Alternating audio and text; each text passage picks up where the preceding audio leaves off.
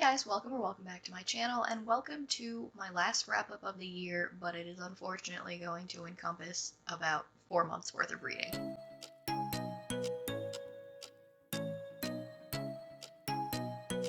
So, to preface, I have filmed a couple of times, like, intermediate wrap-up videos, but one I didn't edit, and then it kind of got outdated, so I didn't bother posting it, and the other, the audio got corrupted. So, like, we're just gonna run through this, and I'm going to attempt to be as concise as I possibly can. We're gonna see if it's gonna work or not. So, the last update that I have that you guys were able to see was in August. So, I had talked about a new book club that I had been joining. We read Stillwater Girls by Minka Kent, I think is her name. I had been in the middle of The Way of Kings, or about to start The Words of Radiance. I was in the middle of my Stormlight Archive reread in preparation for Wind and Truth. Update, since it's now January, I have finished Wind and Truth. I will be discussing that at a later date. I might even give it its own entire video review by itself. We'll see. But back to August. So, Way of Kings, Words of Radiance, both phenomenal rereads.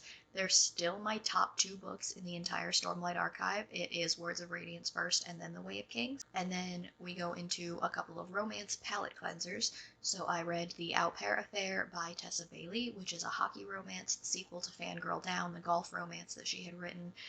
It was really, really cute, and I really liked it. I love all hockey romance, let's be honest. I love most hockey romance, and I'll get to that later. And I ended up giving The Au Pair Affair 4 stars. It takes place in Boston. The main characters were introduced in the Fangirl Down book. It's each of their best friend. I don't remember the names of the characters from Fangirl Down, but like her best friend and his best friend, if you could call it that, end up getting together, and she becomes a stepmom to his daughter. It's super, super sweet, and it's a very cute read. Next, I read The Paradise Problem by Christina Lauren. This was another 4-star read for me. It was another romance in which they were married. She thought they were divorced. He knew they were not divorced, and he needs her to help him prove that their marriage has been legit for the last 5 years in order for him to get a massive inheritance. And they do this by going to Indonesia, I want to say, for his sister's wedding, and they have to prove that they've been a legit couple this entire time. Full of shenanigans, just like normal Christina Lauren books in the best way possible. I really, really liked this one. I don't know that it's my favorite Christina Lauren read, but I do think it's towards the top of the list. I don't love the female main character as much as I normally do in this one, but I really, really liked the male main character. Next, we jump back into Sanderson, so then I proceeded to read Oathbringer, and then I had to jump back and read Edgedancer because I realized I should have reread Edgedancer between Words of Radiance and Oathbringer. So I went back, I reread Edgedancer, which was much more enjoyable this time around. I don't know, maybe it's because I already knew where it was going, and I've seen like Lift grow a little bit more as the series progressed, but I did enjoy Edgedancer more this time than I did the previous time, and the ending definitely meant more to me now than it did the first time I read it. So, read Edgedancer, really enjoyed it. Then I read Oathbringer, and then I went and read Dawnshard again. So, typical for me with Sanderson, these all ended up being 5-star reads. Dawnshard, also much more enjoyable for me on the reread than it was initially, and I think that my issue is that I keep trying to read Sanderson books audibly the first time, and I just miss everything because if you blink, you miss something in these books, it feels like. So I took a step back, I read them all via ebook, or like physically this time, and I had a much better experience. I had a much better experience with Oathbringer, which I did not like, and is still, I don't know if this is considered an unpopular opinion or not, but Oathbringer is still actually my least favorite book in the Stormlight Archive. I don't know. Dalinar's fine, but he's not my favorite character to read about, and his growth was great. I can't deny that. I loved his character arc in general, but like as a character, he's kind of boring to me. So I definitely prefer the other points of view that we have gotten. Yeah, so then I finished Dawnshard, which Lopin has a great storyline in Dawnshard. I wish we got to see more of Lopin's growth after, like, I feel like he was barely in Rhythm of War, and spoiler alert, he's not really in Wind and Truth either, and I feel like maybe Brandon Sanderson's going to bring him into a more important role later on in the series, whenever that, inevitably happens. But like right now, Lopin had such a solid storyline in Dawnshard, and I really wish we got to see more of him in the next two Stormlight Archive books, but we don't. Again, went back to palette cleansers, and I read a bunch of romance. So I read Archer by Dr. Rebecca Sharp, she has an entire romance series that are based on the male leads from Criminal Minds, and this first one was based on, I guess, Hotchner, even though Hotchner's not in Criminal Minds, especially towards the end of the series and then in the reboot now that's happening. But you can definitely see the parallels if you are to go into it knowing this and to think about it.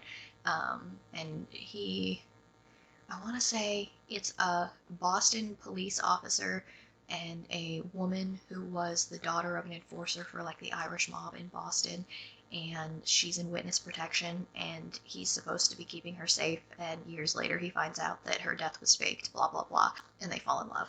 It's a bit of an age gap. It's not like insane because it takes place a little bit later on in their lives. Them meeting when she was 18 was a little for me, but it ended up being pretty cute, and I did give it 4 stars. I haven't continued on with the rest of that Criminal Minds series yet, but I do plan to, I think, at some point in the future.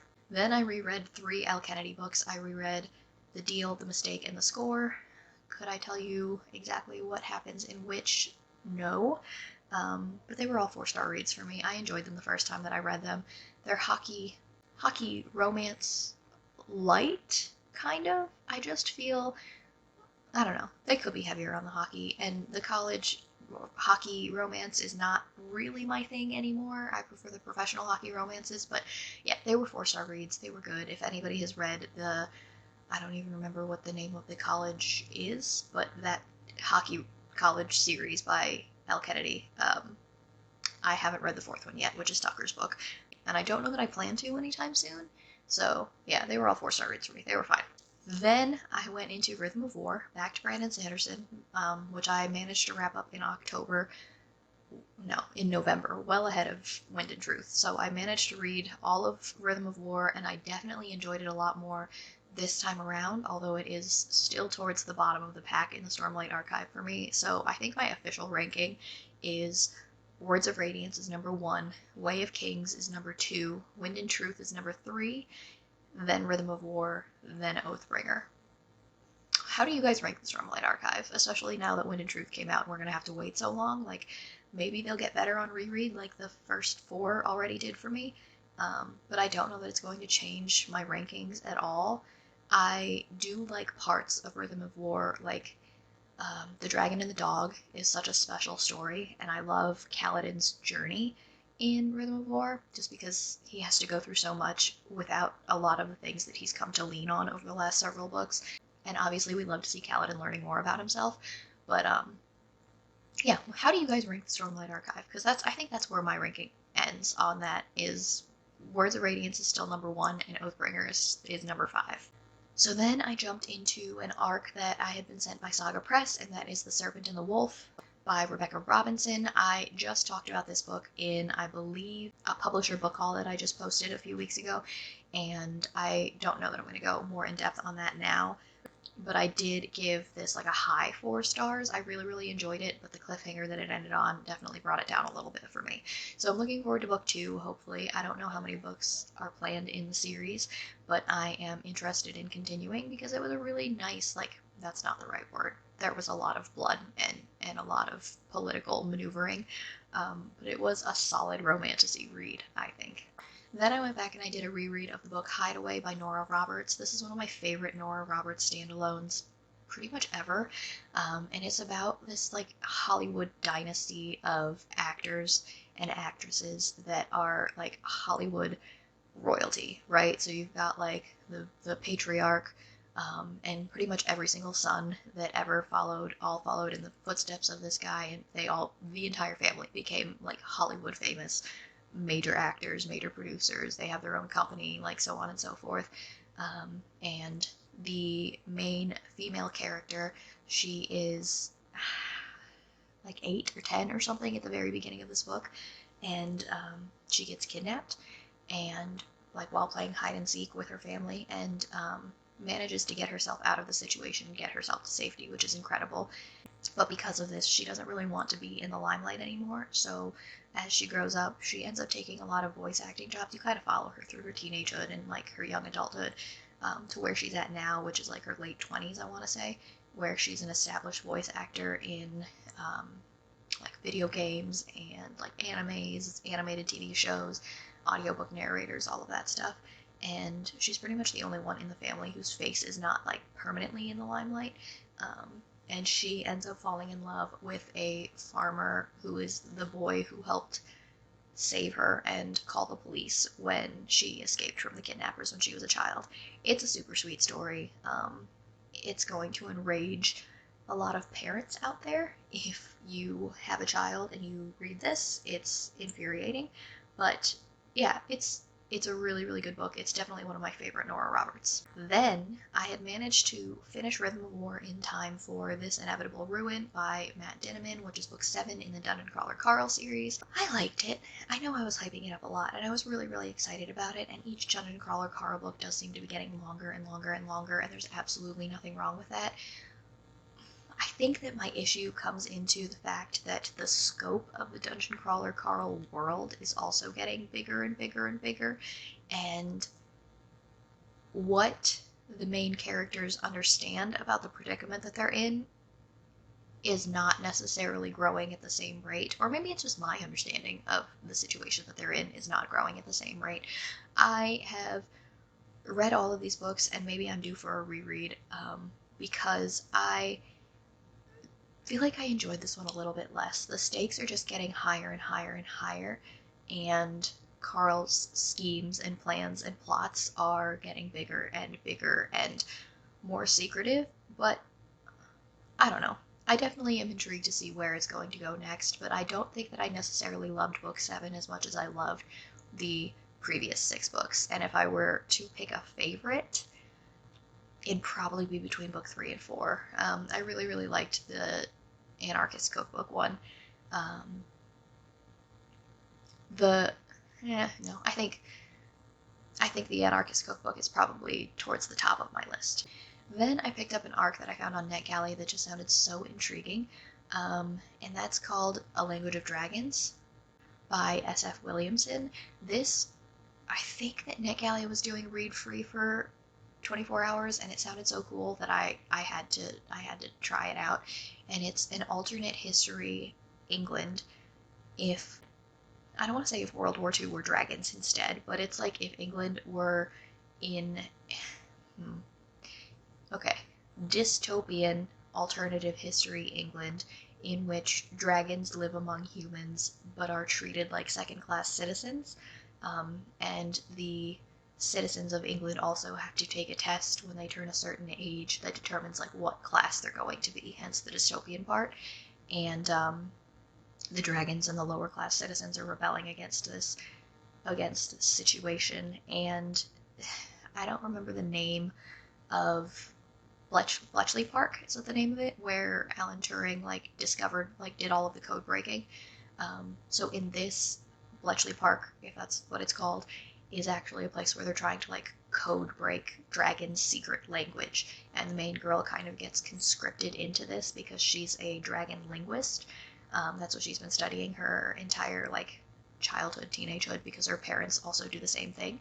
And so she gets conscripted into trying to help them break dragon code. I'm not going to elaborate any further than that. And it was a wild ride. I didn't expect to like it nearly as much as I did. I ended up giving it 4 stars, and I had a really good time. Again, with the cliffhanger at the end, not nearly as bad as The Serpent and the Wolf, but enough that I was kind of disappointed in the fact that there was a cliffhanger at the end. So after finishing Rhythm of War, This Inevitable Ruin, and The Serpent and the Wolf, and whatever one I just talked about, Language of Dragons, I needed just contemporary romance palette cleanser. So I read The Wingman by Stephanie Archer, which is book 3 or 4 in her professional hockey romance series. I really, really enjoyed the first few books, and this one was absolutely no different. I think that of all of them, this one may be my least favorite. The first one was pretty... I think this is the third one. It's got to be the third one, because the first one, she's like an aspiring singer, songwriter. The second one is the first girl's sister, And then the third one is a member of the hockey team who she just recently broke off an engagement with his best friend. But they're all best friends. They were all best friends. And so she's trying to get a change of scenery, and she moves in with him in a different city. But he's had feelings for her the entire time. And so, yeah, it's friends to lovers with the awkward added benefit, I don't know if you would call it that, of she was engaged to his best friend, other best friend. Um, yeah, it was good. I liked it. I like Stephanie Archer's writing a lot, and I like the professional hockey aspect of it.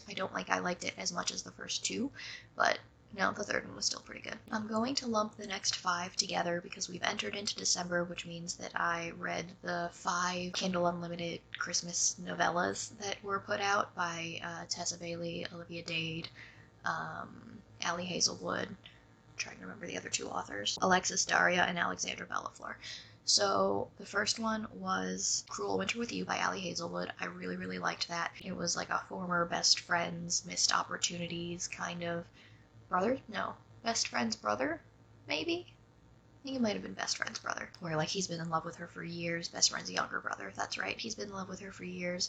And they eventually get together as adults. And I really, really liked that one a lot. I enjoyed it. I ended up giving it 5 stars. The next one was Merry Ever After by Tessa Bailey, which I hated.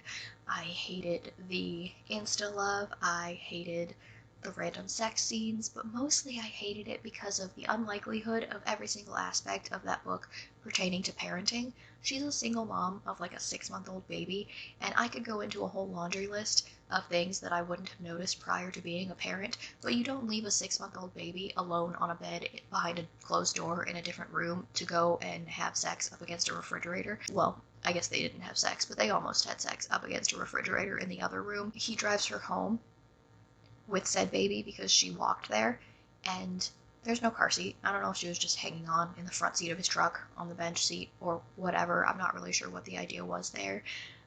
The laundry list of my issues with this book are lengthy, but I ended up giving it 2 stars. I did not like it at all. Then was All by My Elf by Olivia Dade, which is probably my least favorite thing by Olivia Dade that I've ever read because I love her entire like spoiler alert series. It's so good. This one was eh. They were in like a sausage mobile. I don't actually really understand what the plot of this was, other than that they were co-workers and they each were pining after each other and neither of them realized it. And then they had the opportunity to confess their love and blah, blah, blah. You know the rest. It was fine. It was like a 3 low 4-star read for me, I think. But the next one and the last one were my favorite, which was Merriment and Mayhem by Alexandra Bellafleur, in which she's like trying to get her grandmother's house in order after her grandmother passes away, and she has to keep getting rescued out of these ridiculous situations by the local firefighters, one of which is absurdly hot, and he keeps seeing her in all of these embarrassing situations, and they decide to try and make it work, and it was super, super cute. And the last one is Only Santa's in the Building by Alexis Daria, in which she keeps getting these ornaments on her door and she doesn't know who they're from, and then there's like a building-wide Christmas party at the end and she realizes that it's her hot upstairs neighbor who they've both been pining after each other since they moved in. All of these were like less than 70 pages, and except for the Tessa Bailey one that I despised, were pretty cute. I enjoyed them all a lot. But the last 2, like I said, were my favorite. Then I was really feeling, it's like the end of November, early December at this point, so I was really feeling just some romance from familiar authors, and I picked up 2 by Laura Griffin, who was one of my top romantic suspense authors, the other one, of course, being Karen Rose. Now, so I read Hidden, which is about a woman who gets, like, brutally murdered in a forest, and nobody can figure out, like, what happened or why this happened, and the romance is between a local reporter who's trying to figure out what happened and the police detective that is investigating it, and the reporter's like on the crime beat trying to figure out what went on. And it was great. I enjoyed it a lot. Laura Griffin does amazing romantic suspense. She does steamy romantic suspense, and I will read everything that woman writes. The other one was Last Seen Alone, which was about a woman who you think got murdered, but they can't find the body, but they do find a pool of blood, and her family is trying to figure out if she's dead or alive, and they're losing hope. And the romance happens between the police detective investigating the disappearance/murder of this woman and a woman who had kind of been hired to be her attorney, but not really. at the time, and she just kind of keeps sticking her nose into the investigation and pissing off the investigator, obviously. It was great. They were both really enjoyable, and like I said, I will read anything that Laura Griffin puts out all the time. Now we get to Wind and Truth, which it's Brandon Sanderson, right? Like, I gave it 5 stars. It was a wild ride. I don't necessarily think that we needed to spend so much time with Kaladin and Seth, but I will say that having Seth as the flashback character for Wind and Truth made me really appreciate him as a character in a way that I haven't in the last 4 books. I mean, obviously, since he's joined the good side again, we have seen a lot more of him as just, like, not just the assassin in white, right? But getting to see his backstory, getting to see how he came to be where he is and why he's where he is, was really, really interesting. I don't know that we needed to spend all of that time, in addition to the flashbacks, walking around with Kaladin and Seth in Shinovar, but I'm not mad at it. Like, I was never bored, I think, is the point. There was no point in this entire book where I was bored like I was during some parts of Oathbringer. I'm not going to lie to you guys. I was just along for the ride, and it took me probably like 2.5, 3 weeks to read it because I have a kid, and reading things physically really means that I slow it all down because I can't, like, read an audiobook while I work when it comes to Sanderson books. I've learned that the hard way. So yeah, I had a good time with Wind and Truth. The end of it, I still don't know how I feel, you know? And I don't think that I'm going to know how I feel until 6 years from now when the next book comes out. So I am sad. I'm trying to make this as not spoilery as possible. I am sad that we are leaving some of these characters the way that we are. I don't think that leaving some of them in the situations they are in was the best way of serving this 6-year time gap we have until we can see these characters again. Gotta be thinking about that one a lot. Without fail, Adolin's point of view managed to be my favorite point of view, which is not a surprise. I have talked about how Adolin is absolutely one of my favorite characters in the Stormlight Archive. I don't know if that's popular or unpopular, but I adore Adolin, and I always have. And this book really brought that home for me. Shallan is one of my least favorite characters in the Stormlight Archive, but I think she got a little bit better this time around. Who else? Dalinar continues to just be doing Dalinar things with Navani, and I don't know. He's fine. His point of view was not the most interesting for me, but I will say that Renarin and R'lain, that's all I have to say about that entire situation. I am thrilled. I'm thrilled about that entire plot point. So I gave Wind and Truth 5 stars.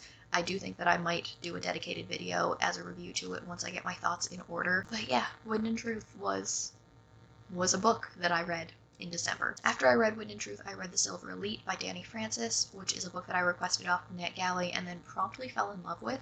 If you have been missing dystopian books, but like written in an adult way, Silver Elite is for you. Was it the most amazing book I've ever read prose-wise? Probably not, no. But was it a wild freaking ride that was a good ride from beginning to end? Yes. I need to reread it. I have been talking everybody's ear off about this book since I read it, and I am obsessed. I enjoyed the characters. I enjoyed the world building in which, so it's a dystopian world in which Silverbloods are these people that they have like mental abilities. So some of them can speak telepathically, some people can heal, some people can read other people's minds, some very rare dangerous ones can control other people, etc., etc. You know, it's like Hunger Games Divergent meets The Darkest Minds, in that people are divided into the types of abilities that they can have. Like, they all shouldn't exist. They're all being oppressed. And the main character is a Silverblood, and somehow, through a turn of events, gets cast into the academy for their, like, military policing organization, I guess you could say, into the most elite version of it, and she decides to utilize this sudden in that she has with this organization to help the rebel people. Because, of course, there's rebel people, right? Like, the dystopian world, obviously. But the romance in this was chef's kiss amazing. It was adult, so it's smutty, which was also chef's kiss amazing. It left off on a cliffhanger, which not chef's kiss amazing, but we'll deal with it. Unfortunately, it doesn't come out until May of 2025, which means I have absolutely no idea when the next book is going to come out, and that I am not handling very well. I need to reread this book over and over and over and over again because I loved it that much. So then we wrapped up the year with just a few more romances. I read Rock Bottom Girl by Lucy Score. I love Lucy Score. Her writing is perfect. Rock Bottom Girl was Ted Lasso, but if it's about a woman who moves back into her hometown after she loses pretty much everything, including her dignity, and needs a fresh start and ends up becoming the coach of the high school girls soccer team. It was heartwarming. It was delightful. She falls in love with the super sexy history teacher slash track and field coach who she knew in high school. She went to high school with. They have a little bit of a past, and it was adorable. Probably one of my top new Lucy Score books, and I love everything in the Knock 'Em Out series, which I also reread because I was in a Lucy Score mood. So then I reread Things We Hide from the Light by Lucy Score. Always a 5-star read for me. I adore Knox, and I adore what's her name? I literally just, you guys know I'm terrible with names. I adore Knox, though. I mean, that's pretty much all we need to say there. I'm probably going to reread Nash's book at some point soon. Yeah, we reread Lucy Score books. Then we get into probably my least favorite book of the entire year, and that is The Pucking Wrong Number by C.R. Jane. I don't know how to describe to you guys how much I disliked this book. It was a TikTok recommendation, which was probably my first red flag, and was marketed as a hockey romance in which he gets pissed off because he sees her wearing his teammate's number, whatever, his teammate's jersey, which she got like trolled into wearing at the game. And every time he scores a goal, he like makes a little heart with his hands and points at her, and it's like all about her, whatever. There are trigger warnings in the front, and I just feel like the trigger warnings don't appropriately encompass all of the dark shit that happens in this book. It opens with her mom ODing and her finding her dead body. Not that bad. Very light in terms of dark romance. Honestly, it's probably all light. If you like dark romance, this might be for you. It's just not my thing, and I think that I have tried and tried dark romance over and over again, and I just come to the conclusion that it's not my thing. And that's okay. The fact that he went behind her back and threatened her landlord to have her evicted from the house or the apartment that she was living in so that he could force her to stay in his apartment with him. And the fact that he went to her boss and blackmailed her boss to have her fired for stealing, even though she never stolen anything, but they wouldn't press charges if she just never came back to the job, so that she wouldn't have that financial security, I guess, because he could provide everything for her. Obviously red flags, right? But then, when she finds out about it, he's cloned her phone in some way, I guess. So when somebody sends her videos showing that he has done these things, the guy knows about it instantaneously and like meets her at the house, and when she's like trying to sneak out and leave, he sticks a needle in her neck, drugs her, and when she wakes up, she's chained to a bed in the bedroom that is only long enough for her to go to the bathroom, and she's stuck there, chained in this apartment, while he leaves and goes and plays away games because he's a famous hockey player. I guess she can feed herself if she can make it to the kitchen. He's turned the TV so that she can only watch his hockey games and nothing else while he's gone. And throughout all of this, she's like, but my life is better than it was before he found me. And I can't. I can't. I can handle a decent amount of dark things, but I can't handle anything that I just said to you guys. No, I'm sorry. That's just not my cup of tea, and if it is yours, maybe you would like this book instead. But no thanks. And due to that, I took my chance on another TikTok recommendation, but this one, I think, went way better. And I ended up reading, for the last book of the year, Quicksilver by Callie Hart. And when I tell you that I slammed my way through this book and I loved everything about it, I thought that I was done with the Fae romance thing between all of Sarah J. Maas.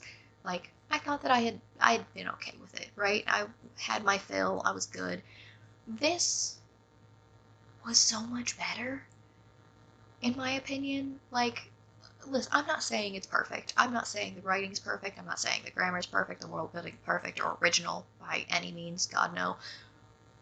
But it was a good time. It was a great ride. I enjoyed the romance immensely. I enjoyed the fantasy world. I enjoyed the plot twists. Let me tell you, I enjoyed those plot twists. The characters, like, it was all great. He was trying really hard to be Reese. I'm not saying that he's not as good as Reese. I think we haven't had the space to love him as much as we love Reese. And I think that with time and the rest of this series coming out, I think that it's a possibility that we may like Kingfisher as much as we like Reese. I said what I said. And on that note, that is the last book that I read of 2024. I am so sorry that this video is so long. So yeah, that's where we're at. I read 134 books in 2024. I don't necessarily know that I'm trying to beat that in 2025. That was a pretty good number for me considering my Goodreads goal was just 100. And I managed to do that somehow in spite of working and child and filming videos and all of those things. So I'm very proud of myself, and I hope you guys had a really good reading year as well. My next video, whenever I get around to filming it, I plan on doing the 2024 stats, all of the typical end of the year wrap up videos, but that is it for this one. I don't want to talk any longer. I've been sitting here for a very long time. So I hope you guys had a good 2024. Happy New Year. Hope you had good holidays. That's it for this one. Don't forget to like, comment, and subscribe because it really helps out my channel. Down in the description box, you're going to see links to my Goodreads, my X, and my Instagram in case you wanted to follow me on any of those. But that's it for this one today, guys. Bye!